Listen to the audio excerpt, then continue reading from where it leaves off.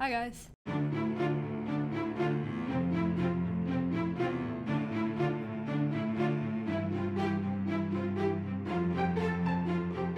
Welcome to Picking Threads, my channel where I talk about costumes in historic movies. So I love to rant to my friends about costuming in period dramas, and especially when they're set in the 1860s. I freaking love the 1860s. So many of them said that I should make a YouTube channel where I go in depth with my rants. So yeah, that's what this is. So here is a quick example of one of my favorite movies to talk about, Gone with the Wind.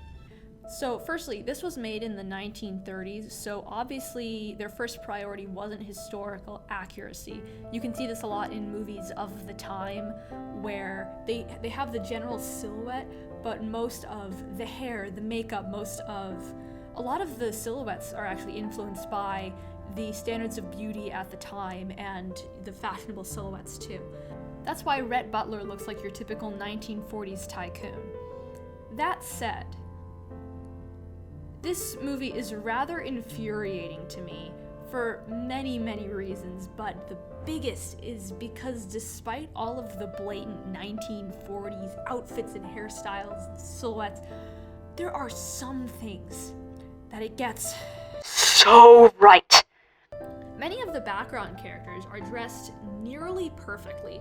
So during the day scenes, they have the correct bodices, and their skirts for the most part, like the shapes, are perfectly in line with the early 1860s, unlike some characters. They're also wearing bonnets and the riding hats that I love so much. It's beautiful. Looking in the big group scenes and looking at all of the beautifully dressed background characters was one of the few things about watching that movie that brought me joy. I hated almost everything else about it, but looking at the background characters helped a bit. If you contrast this with the main character, Scarlett O'Hara, one of the first dresses, and I'd argue one of the most iconic dresses of the movie, and you will see why this movie's costumes infuriate me so much. This dress is iconic and all, and I will admit it is a very nice dress for a historically inspired movie.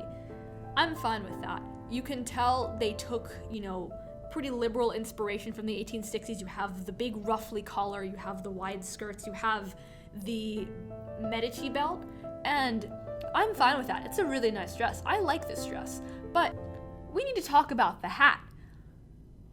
It looks like a Pringle. What on earth is that hat doing in the 1860s? Also, I said I liked the dress, but to nitpick, her bodice is incorrect. She's wearing it for like an all-day event, and what they would do is they'd swap out the bodices because you wouldn't want to wear such a low-cut bodice for day wear. It would just be improper and impractical. Even for someone as rich as her, you'd wear a more high-cut bodice with buttons down the front, or maybe like a Garibaldi blouse, and then you'd switch out. What many people did is they'd have the same skirt for morning and evening wear, but they just switch out the bodice. But that's just kind of nitpicking. I do like the dress, but the hat just infuriates me so much, especially when you contrast it against Melanie, who is wearing such a nice bonnet. That's such a cute bonnet. And then you just look over at Scarlett O'Hara with her big Pringle hat. You're like, oh goodness. But anyway, I would talk about the infamous tight lacing scene. I really wish I had the time to, but this is just a trailer for my channel, so I don't have the time.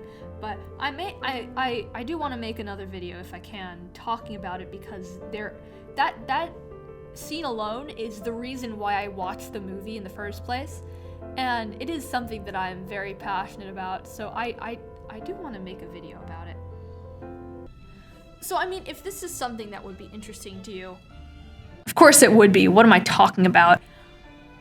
Don't forget to smash that like button, comment and subscribe, ring that bell so you never miss another crazy upload from me.